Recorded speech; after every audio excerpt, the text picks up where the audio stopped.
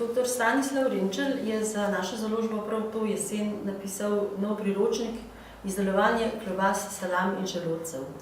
To je plod izkušenj in vprašanj, ki so se porajale na terenskem delu pri različnih delavnicah, ki jih vodi.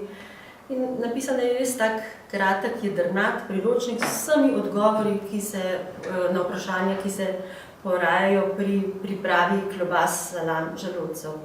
Vsi vemo, da je to pravzaprav tradicija Slovencev za svoje družine, najbližje, marsikje na podeželju pripravljajo suhe mesnine.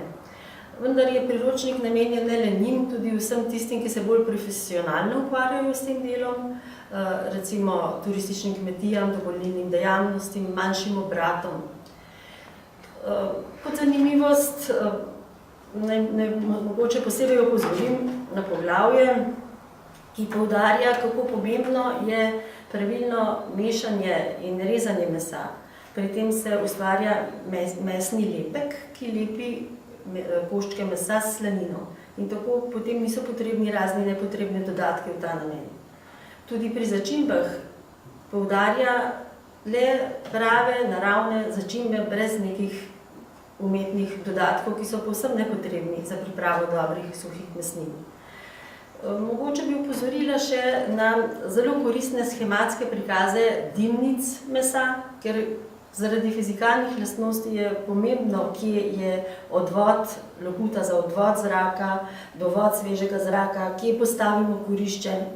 Prav tako shematsko prikazano imamo tudi samo sušilnico, ne le dimnico. Tu je še posebno pomembno, kje je odtok kondenza, hladnega zraka, toplega zraka, da pravilno upoštevamo fizikalne lastnosti, ki so tu potrebne. No, čeprav v naslovu niti ni omenjeno, pa nas kar koristno poduči tudi o sušenju in dimljenju rib.